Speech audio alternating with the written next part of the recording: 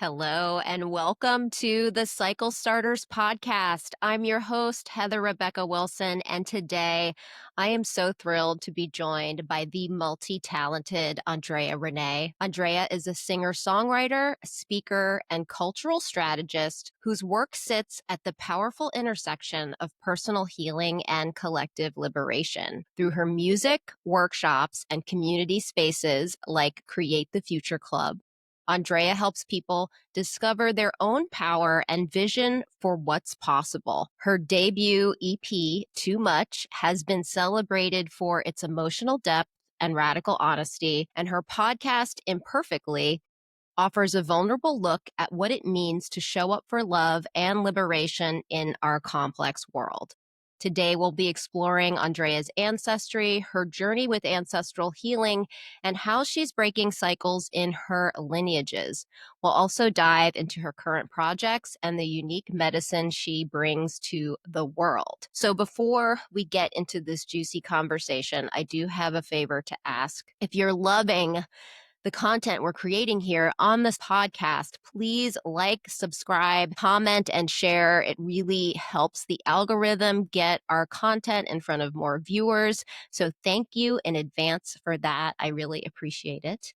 And without further ado, let's welcome Andrea. Hi, sis. Yay! Hi. So happy to be here. Thank you for having me. Oh my gosh, I'm so happy you said yes to being here. I've really been looking forward to this. And actually, when I first started the show, I was like, I need to interview her. I got to catch up with her. I got to talk to her and figure out what she's up to. So, yeah, Yeah. hello. Hello. I'm excited for this conversation. I love the combo of different themes and topics surrounding um our intergenerational cycles and also spirit and astrology. And I love the blend of everything you're bringing here. So let's get into Thank it. you. Yeah, let's get into it. All right. So, before I even ask you my first question, I have to say, in public, on the record, that you were such an amazing support for me back in 2018 when I had my massive energetic clearing of ancestral trauma. A lot of it was racial identity development trauma. And, there were really only a handful of people at that time that I felt safe enough to really process everything that was coming up, which was a lot of internalized anti-Blackness that I had inherited from both sides of my family. So, this, my mom's from the Visayan Islands and what is now known as the Philippines. And then my dad's Black, but also mixed with a lot of Northern European, like Mhm. blood, especially from the British Isles. So a lot was coming up for me. A lot of generational trauma was coming up, and you were there for me. And you're such an angel. Spirit guided me to you, and I just appreciate you so much. And I just wanted to say this on the record that you're an amazing soul. And I'm so happy that we met. So, Yeah. yeah, Me just had to too. say that. Yeah, it was really I remember feeling really honored to hold that space with you as you unraveled and kind of cleared away everything that wasn't you, that wasn't yours to hold. And it's so needed. I went through that journey as well, maybe like a few years or 4 or 5 years before that. And I think I've been with friends and clients and others that have also similarly, I think especially for women of color, go through that experience of unraveling, unpacking, and letting go of all the things that we learned to survive this world growing up and all the messages that we internalized and then going, oh wait, like I'm not the problem. It's Right. not me. It's the world. And let me release that so that I can move forward and contribute what I can to changing it. Yeah, I appreciate you so much because woven into all of that was also the fact that I had been doing DEI work Mhm. already Yeah. without having unpacked a lot of my ancestral trauma. And so a lot of it was almost grief in terms of, oh my God, what have I been sharing? What have I been teaching? It was really an intense experience. And you know this, I took a break from doing DEI work for several years because Hmm. it was just too raw for Yeah. me to be in those spaces, and then especially to not be paid to do Yeah. that emotional, intellectual, and spiritual labor. You know, I told you I've retired from arguing with people online Hmm. about race and politics and trauma. So, anyway, you're just a very special person. And of course, you had gone through something similar beforehand because that's the only way that you can hold space for somebody else, Hmm. you know? So, anyway, you're brilliant. Thank you.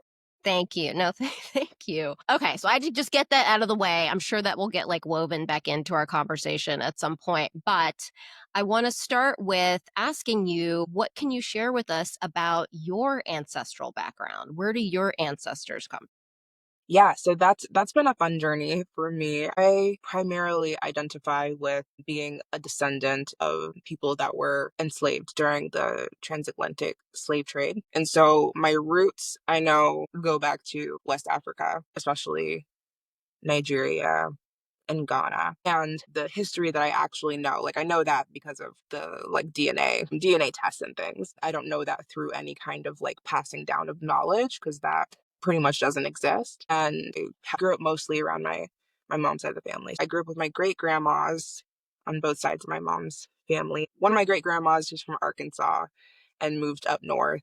And my other great grandma was from South Carolina and moved up north. And I was born in Michigan, and that is where my grandma and my grandpa met. So that is my lineage. On my dad's side, he was adopted. We knew through like 23andMe, um, by maybe like 10 years ago, we found out what his actual racial makeup was. We didn't know that for a long time. Then a few years after that, he was actually able to connect with his biological family. So I know that my dad's mom has an interesting story where her mom, so my great grandma, was from Britain. And in around, I believe, the 1910s, a woman from the UK moves to the US and gets with a very dark skinned Black man at a time where that was illegal. And so I know that my grandma grew up with a lot of trauma around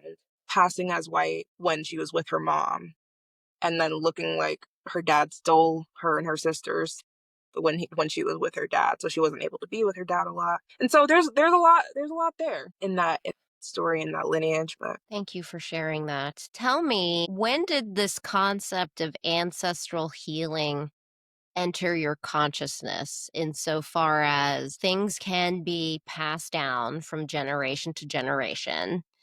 And then also, when did you realize I actually have the power to shift the trajectory of my lineage? I have the power to start new cycles. So tell me a little bit about that. yeah, I think I came upon these ideas kind of flipped the other way, where I was very clear as a child that whatever I've been given, I have the power to change. Whatever I've taken on from the world around me, I have the power to do something different with.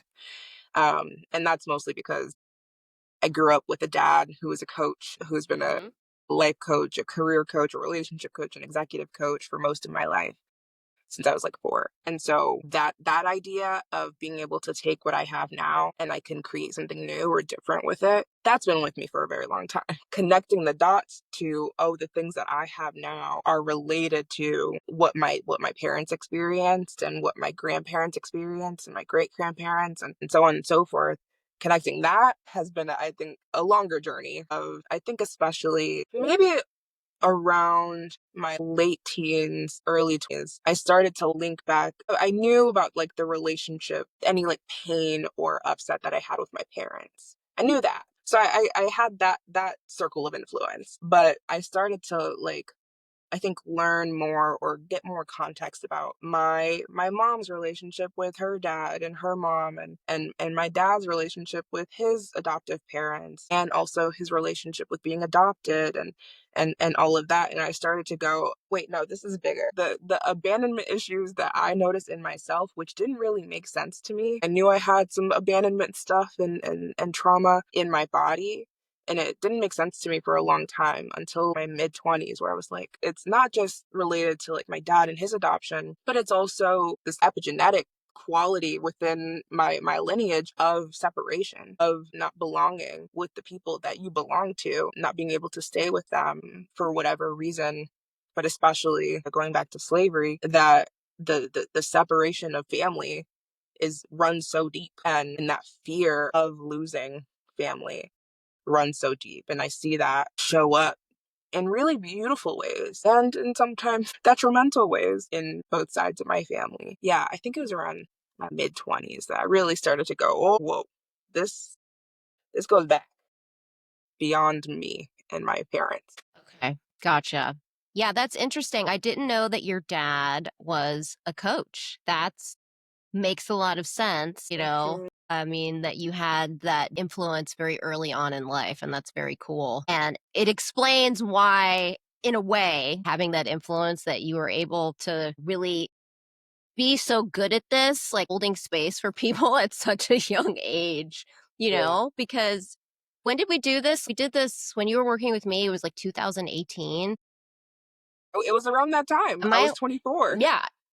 Yeah. You were 24 and I was like 40. God sent you to me. So that's just how it works. So Yeah. that's super cool that your dad was in personal development and that you had that language, that empowerment in your household. You were exposed Hmm. to that really young. That's very cool. All right. Well, so you mentioned this abandonment wound and also this separation piece, which makes a lot of sense. What are the other patterns you feel like you're breaking in this Um, lineage? And would you say that you're actively working on breaking or healing those wounds?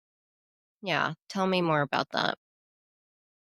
Yeah, I think the one that I have been sitting with the last several years is in my relationship to men, where I grew up very women centered. Most authority figures in my life, in my family, women. And especially, I mostly grew up around my mom's side of the family. It's a matriarchy. It's my great grandma, who's still alive, thank God. She's head honcho, and I have lots of aunts and great aunts that also raised me. But in that system, in many ways, men are off to the side, and they're just sometimes useful for like heavy duty projects and things, but otherwise they're not centralized. And that's in part by their action and in part by the way that the women in my family treat them. And then also um there's lots of stuff that I've taken on around religion and purity and goodness and what all of that means. So I think I've been really in an exploration of how do I see men? What do I expect of men? And what don't I expect of men? Where do I pick up labor that's not mine to pick up with men? Where do I expect too much from men than like what is like really humane to expect from other just general humans. And it's been so beautiful to be raised by so many women from in so many different generations. I want to carry forward the value of what women bring to our lives. And what's the world that I want to create? I want to create a world where the men have value, the men are held as capable of contributing just as much as the women contribute. Hmm. And the men get to be people as well, and not just either utilized or infantilized. That's kind of the Hmm. dynamic. How can they just be humanized and held accountable for how they show up at the same time? So that's one thing that's been big for me. Okay, yeah, that's powerful and really beautiful. I love that. Let's humanize the men. They're capable. I They're mean, human too, right?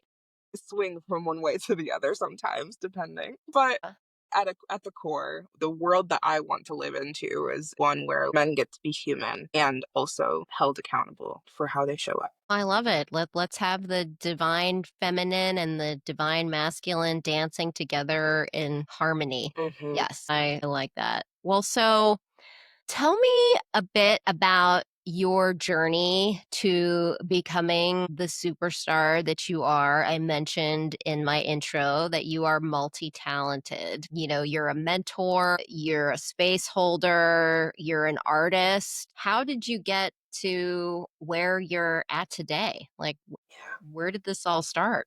Hmm. I guess maybe that's another cycle that I'm breaking is learning how to choose myself, where I've spent most of my life orienting to how can I be of service? How can I help? How can I be a better person, not for my enjoyment, but so that everybody else in this world can be okay? When I think about my childhood, I have always been very creative. I spent a lot of my time as a kid writing songs, writing like skits and plays, short stories, and making up dances and lots of things. I had a lot that I wanted to express, and that hasn't changed. But along the way, like when I was around 11, 12, my parents split up and we had just moved to Chicago. And I'm big sister, I'm the oldest, and I already had felt that responsibility of just being the big sister, but especially in that time of like such big transition and um like wanting to protect my little brother and sister and being in this like new place and not really like wanting to have like some kind of control. I shut down so much of my internal focus on what I want and what wants to be expressed through me and just channeled all of my energy toward making sure my brother and sister are okay, making sure that I'm performing in school because that's the only place that it feels like I'm getting some like affirmation. Yeah, and navigating as my parents were going through a lot of turmoil with each other. And I have since then that was around 20 ish years ago. Over the last, I guess, 10 years, I've been trying to slowly like come back to myself. I didn't know that for so much of that 10 years. I was still very focused on like I want to create a better world and be my best so that like I can contribute my best and serve and serve and serve. And I got to a place of burnout where I was too identified with facilitating, with being of service and helping others, where what happens if I don't? Do I cease to exist? And I didn't have an answer. So I had to take a step back and go, wait, I'm way too focused on getting my sense of value in this world from making other people's lives better and not focused enough on creating the life I want and being who I want to be or who little me wanted to be before she felt like she had to take on the weight of the world in order to be okay. So that's been my journey over the last 5, 6 years. My creativity has always been there, but I've only allowed it to be expressed through service, not through just expression, through art, through music. So I've come back to that more and I'm learning how to hold both. I've been processed with that. But it is a cycle that I'm breaking where the matriarchy that I come from is very focused on showing up for others. Um and sacrificing or not even thinking of like this is what I want. This is the life I want to create. Here's what the community, what the family needs from me, so that's how I'm going to show up. I'm learning to hold both. Gotcha. All right. Thank you for sharing all of that. You know, speaking of your artistic talents and your creative inclinations, I feel like this is a great time to segue into a bit of astrology talk. Yes.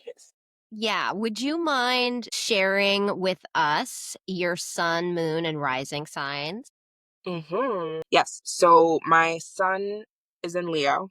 My I'm a Pisces rising and a Libra moon. Oh my goodness. I mean, that makes so much sense based on what you've just shared with me in the past Is half it? hour. Yes. Well, so The reason I'm bringing this up is because some of you may not know that I'm an Astro Ancestral Healing Guide, and I have a monthly membership called the Astro Ancestral Healing Collective, and it's a sacred space that I've created for female-bodied cycle breakers and cycle starters to alchemize ancestral wounds into creative potential, shifts to higher consciousness, embodied joy, and spiritual gifts with astrology and pleasure as transformative medicine. So, astrology for me is not the rule, but it is a very, very powerful tool. It's a language and a framework for understanding yourself as an energetic being on an ancestral healing journey. And I have an obsession with it. I love it. I love learning about it. I'm currently in a training to become a quantum soul guidance practitioner, which is basically adding the layer of galactic astrology on top of my astro ancestral healing practice. So I'm super into it. So this is just part of the show. And yeah, I love it. And pleasure is also the fuel that sustains you on your ancestral healing journey. So that's why that's woven into the membership. Okay. Leo sun, Pisces rising, Libra moon. All right. So you do have fire, air, and water in your big three. So that makes you pretty balanced. I think I want to start with this Libra moon. The moon is your emotions. It's your emotional inheritance. So that includes ancestral wounds, but also the gifts your ancestors have given you. And the other thing that I've come to understand about our moon placement is that it gives us so much important information in terms of what we are responsible for giving to ourselves in order to feel at home and centered in our own energy. So Libra, it's cardinal air. So air is our thoughts, our consciousness, our beliefs, our communication, its ideas.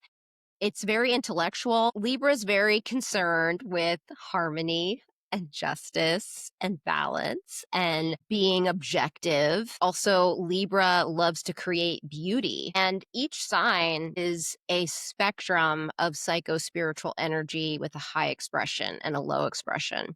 And so I've mentioned a lot of the high expressions of Libra, but the low expression of Libra is people pleasing, right? To the point where you are suppressing your own ideas and desires and wants because you don't want to rock the boat. You don't want to upset the group, the family, the community. Anybody with a strong Libra presence in their chart, sometimes they can be accused of being indecisive because they're weighing all sides. They want to hear from everybody.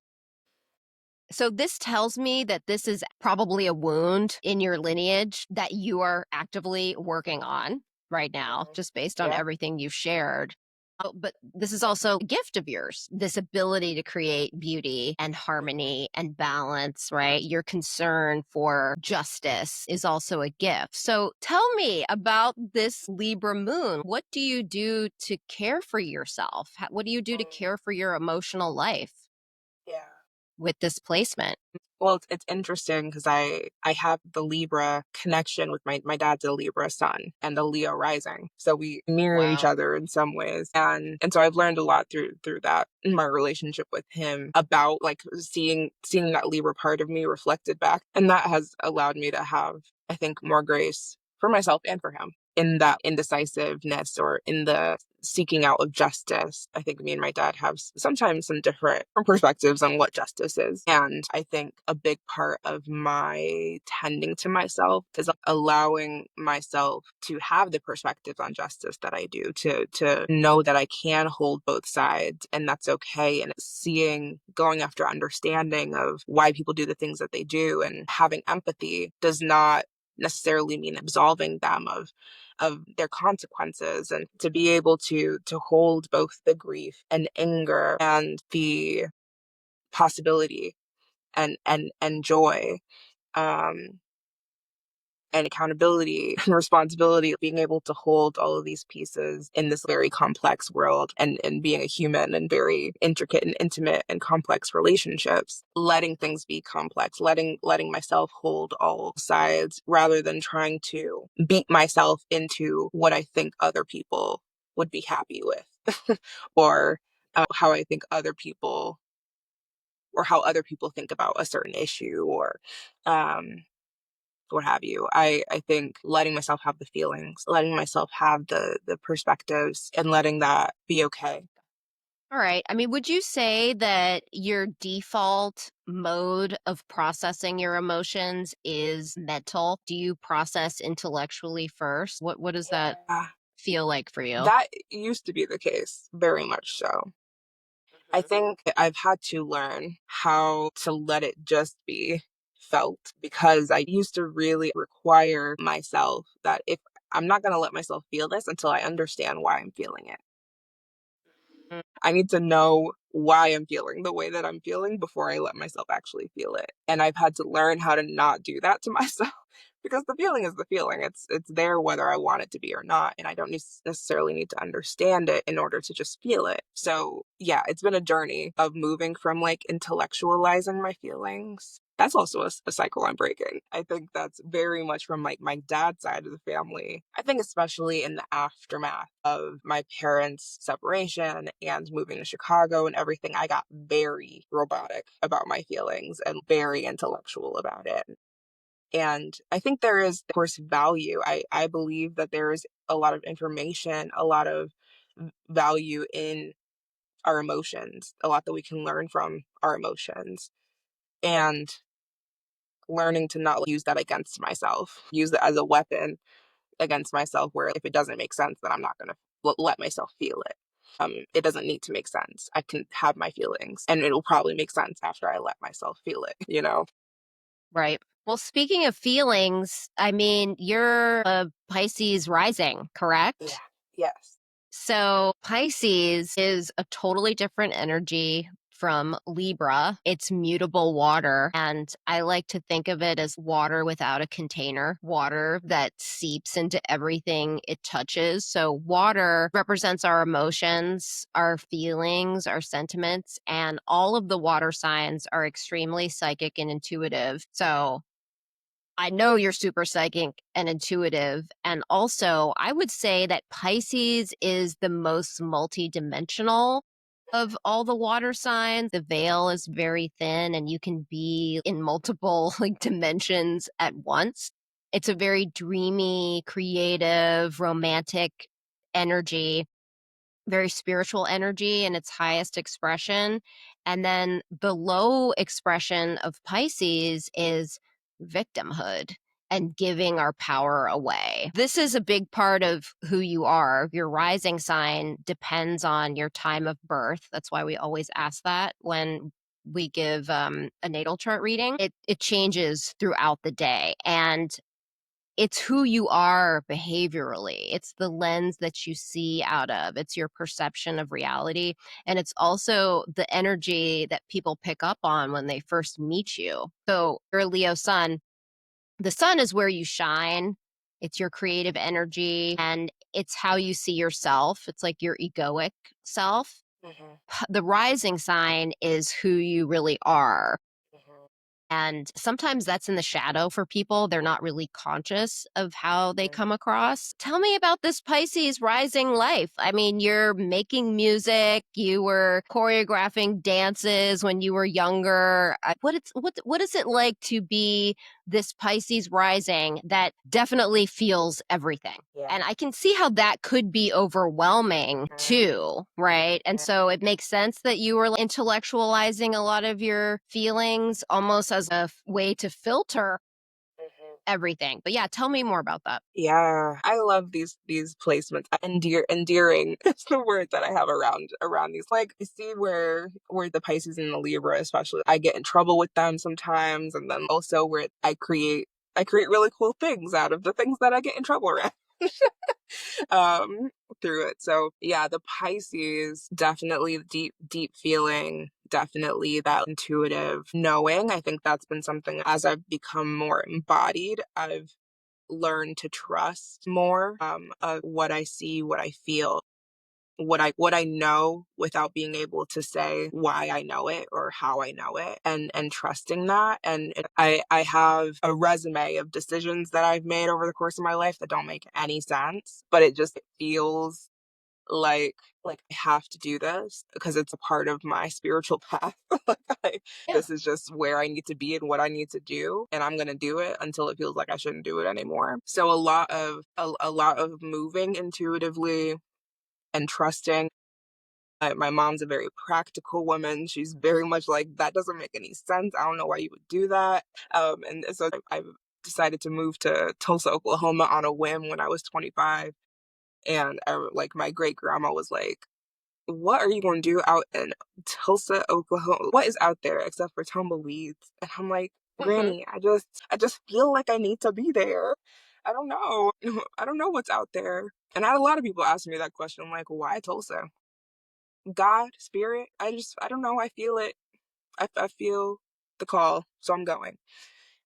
So a lot of those kind of moments, those Gotcha. experiences, and also I think maybe the shadow side for me has been the fantasy and the daydreamy element of Pisces, that I am naturally very optimistic. I like to see the possibility in people and in situations, and that's gotten me in trouble because I'll be more attached to the fantasy of somebody or of people or of a community than I am available to or present with the reality of what I'm experiencing right now. And I'm been in this process of learning how to not cut myself off from that dreamy fantasy possibility way of being while still allowing myself to see the reality and the truth of where I'm at or where we are, what I'm experiencing right now. That is interesting. Yeah, definitely Pisces energy is associated with fantasy, the dreams.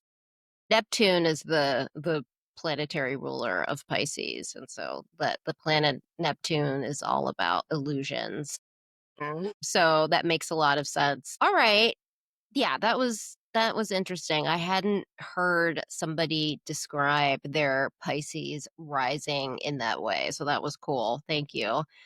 This Leo sun, I mean, Leo's the devoted performer. It's fixed fire, and fire is our passion, the creative spark, our intuition, inspiration, and it's fixed. So, and throw this back at me if it doesn't resonate. You can do this work hard, play hard thing probably better than most people. You can just go, go, go because it's like a Mhm. blowtorch of fire. It's just consistently burning, consistently going. I associate it with the archetype of the devoted performer. It's very much associated with heart based leadership. I Mhm. definitely feel like you are a heart based leader. The Leo growth journey is interesting, though. I find that people with a strong Leo presence in their chart, they can be on this journey of like finding the right stage for them to shine. And I see people like at both extremes, right? Where they are addicted to the spotlight. They need to have that like constant affirmation to feel good about themselves. It's like coming into right relationship with praise and admiration. And then there are people on the other end of the spectrum who are completely averse to the spotlight. They can't take Mhm. a compliment. They Mhm. don't want to be visible at all, but yet they yearn for it too at the same time. So tell me about being this Leo sun. What's that journey been like for you? Like with finding the right stage for you?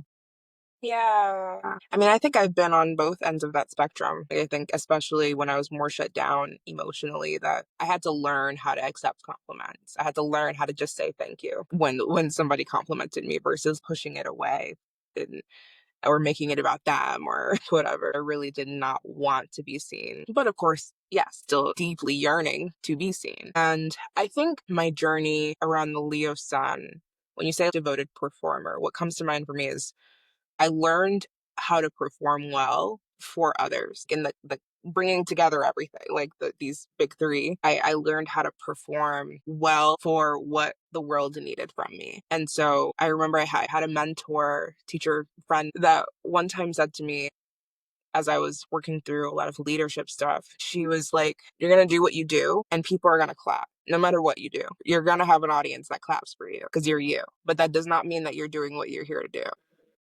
And so that relationship with praise or criticism, it can't be the driving factor. I can't be driven by what I think I'll get the most praise for. And this is like a cycle. It's a spiral of work that I do, a layer of work, and then I come around again and I'm like, oh, I'm still working on this. Okay. See how much I have learned. I grew up being driven by how can I get praise, and I'll be whoever I need to be in order to get praise. Um, and learning what will get my praise when you're performing in a sense of like singing, acting, whatever. There is an element of who's on the other side of that performance. There is a relationship. And how can I include myself more in that relationship and allow myself to be the center of my world when I'm thinking about what I want to create, when I'm thinking about or just being in the process of writing or singing, songwriting, what's worthy of my own praise and how can I orient myself to that? That's really resonant for me right now because I believe I'm out of my Saturn return or I'm like almost out of it. And I think that's been a big part of my learning during these last few years is that orientation to myself, not just being so driven by the praise I get from others and sticking with the work that feels right for me and what I want to say and what I want to create, even if I'm not getting the praise that I'm used to. How can I continue to affirm myself and praise myself along the Yeah, that's a very powerful question. I love that. I got goosebumps. What is worthy of my praise? way? Yeah. I'm curious. I don't have your chart like in front of me. So your Saturn is in Pisces. Is it in your 12th house or is it in your first house? First house. Okay. So that's interesting. So people pick up on that. That's Saturnian Mm-hmm. energy when they first meet you, right? I am responsible. Mm-hmm. Yeah, I people don't take play with me for real. No, they don't. No, they don't, right? And you take your spirituality seriously. Mm-hmm. You take your creativity seriously. You take your emotions seriously. Mm-hmm. So yeah, that is interesting. Yeah, the Leo growth journey, it's so interesting. It's like I don't want to be in the spotlight, but I want to be, but I'm definitely afraid. Like, yeah, it's It's so also like I'm gonna be anyway, no matter what. I'm yeah, gonna well, and right. especially my Mercury is in Leo, so no matter what, Mm, if I express myself, I'm going to be in the spotlight in some way, yes. and really resisting that, and then also coming into accepting that as well. Yes. Yeah, Mercury and Leo. Yeah, you can get yourself into hot water with that Mercury. But yeah, you're right. It's like you're going to be in the spotlight either way. So, yes, very interesting chart you have, my dear. And now I want to share with you what I found when I did a galactic reading of your chart. Are you ready? Mm. Yes, so ready.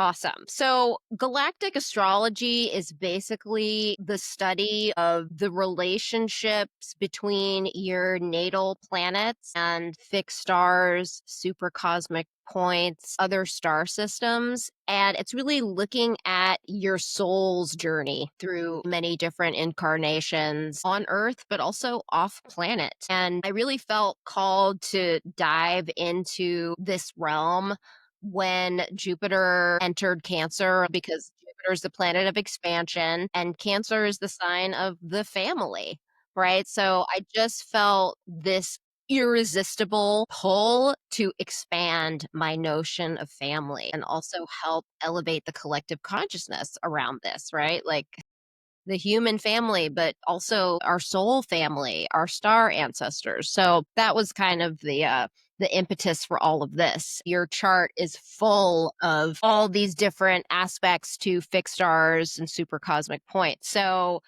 you are a healing guide, a sacred truth teller, and a system disruptor. And so all of your alignments show that you carry not just wisdom from the stars, but the embodied memory of how to walk through shadow with grace. You are a powerful and multidimensional soul. So that means that your soul has been seeded with star frequencies, not just to evolve personally, but to help anchor massive collective change. Okay, so you have stars like Crux, Alphard, and Algorab in your chart that point to deep psychic and emotional sensitivity, potentially past lives as a medicine woman or intuitive, and the ability to hold space for grief, trauma, and transformation. So you are not afraid of the dark. In fact, you walk others through it with radical compassion and clarity. And then you're also here as this truth teller and sacred guide. You have a mission of speaking the unspeakable, bringing light to injustice, and also leading others towards liberation with courage and authenticity. And so you hold these codes of sacred disruption. What's especially unique for your chart is that it holds alignments to 3 of the 4 super cosmic points. So that's the supergalactic center, the great attractor, and the Shapley attractor. And the great attractor and the Shapley attractor, astronomers can't even tell you what they are because they're so big and they're so far out, and they don't really fit into the definition of what we understand to be a black hole. But all we know is that they suck everything towards them. And this is the signature overall of someone who's born with a mission that cannot be denied. You are here to change the course of your lineage, your community, and the planet. And so when things feel intense for you, even when the path has been isolating or overwhelming, you actually carry the frequency of what comes after the storm, which is clarity and integrity and sacred leadership. So your body is a compass, your voice is an activator, and your presence is part of the medicine our world is calling in. You know this. You didn't come in here to fit into old paradigms. You are here to birth new ones. So you're very galactic. You're multi-galactic. How is this Whoa. resonating for you? Whoa. Yeah. I feel like, in the movies when you're like in a spaceship and they press the button and they go into like super speed. I feel like that's how I felt listening to you. I think about little me and just like so many different ages of me that had to figure out so many of these things myself rather than having it reflected back to me. In so many ways I did. I was always told that I was wise beyond my years or an old soul and all of that since I was like 10. I've had that, and I've had adults asking me when I'm going to write a book since I was 19. And so I definitely had it reflected back to me, but I think I watch as some of my friends raise their kids and the different level of awareness that they have where they're able to like reflect back the special magic that their kids have in a way that I wish I had growing up. And I wish we all had growing up, that I feel so seen hearing you use all these words and describe these different energies that I hold and that I'm carrying forward. It always been so clear that I have something important to bring to this world, and I think figuring out how to hold the weight that comes with that, um, and it doesn't need to be a weight that crushes me, Right. that I abandon parts of myself for. And so, yeah, it's really sweet to hear, listen back on this, so I can take in more of it. Yeah. Uh, No, definitely. but yeah, it's really sweet to have that reflection and hear. I think there's something about the where it's like, I've always been this. I was this when I came into, but maybe before I came into this, into this body, into this life, this time. That it's something that I can learn to own more and cultivate how I express, but it's always been there. And I know that. I would love to give you a more in-depth reading because there's a lot that we could go into. So we'll put a pin in that because Yes, that would would be love super that. fun. It would be my honor and pleasure to do that for you. Well, so I want to find out from you now, what are you working on that you're excited about that you can share with us? Yeah, I have lots of pots on the stove right now. That multifaceted, multi-talented piece of me is really on display right now. So business wise and service wise, I'm starting a new community membership space called Create the Future Club. That is a space for people to learn how to hold the both and of the world we have now and the world we want, and how do we in our everyday lives go after creating the world that we want through our relationships and our work and our art and our community. What are the practical actionable steps based on the dreams that we have for this world? What can we do? So I have that, and I am also working on creatively a few different things. I am continuing to work on developing myself as an artist, as a singer. I released my first EP last summer, and I'm working on continuing to promote that and build more of an audience around my music. And I am also in the beginning stages of working on a book that I can't say too more. I don't want to say too much about right now, but that feels like it's very much resonant with that, like that transmuting the darkness, walking the darkness and translating it into things that into language that helps people grasp more of what's possible, grasp more of like the pain that so many of us are carrying, and how to transmute that into power. And there's so much more. But those are my big things right now. My music and Create the Future Club are the top two in my life right now. Yeah, so my website is andrearanae.com. That's AndreaRanae.com. And that has everything on it to explore my world, everything I'm creating. For social media, I'm most active on Instagram. So that's Andrea Ranae J, and I'm starting to get a little active on TikTok, but I'm mostly active on Instagram, Andrea Ranae J, and then I have my music, Instagram and TikTok, Dre like Sade, DRE like Sade, SADE. So those are the best places to find me. Oh, and my podcast. I started a podcast recently, Imperfectly. You mentioned it at the top. That's available on all podcast streaming platforms. So I have one final question for you. What are the cycles that you're starting in your own lineages? Well, I named one earlier, right? Like a more humanizing vision of my relationship with men, though that is not a centerpiece of the cycles that I'm starting. I think that's hard to say. I feel like so much of what I'm wanting to create through my life is informed by some of what has been passed down to me. The word that came up for me was grace. I think that is a centerpiece of what I'm up to in this world. And that's absolutely a reflection of so much of what's been passed down to me. And I think the application of it toward the self and the grace with accountability, I think is a shift. That not just grace and sweeping patterns of abuse and harm under the rug in favor of grace, but grace and still holding that pain and tending to, okay, how do we get here? I think that the application of it is the cycle I'm starting, one that holds us capable of taking responsibility for the impact we have and the power that we have to heal as well, ourselves and with each other. This has been amazing. Thank you so much for everything, going back to 2018, but also for being in dialogue with me on the show. It's been wonderful to reconnect, to look at your chart, and just to be in conversation with you. We will see you next time on the Cycle Starters podcast. Thanks, Andrea. Bye, everybody. Thank you so much. Thanks for listening, everyone.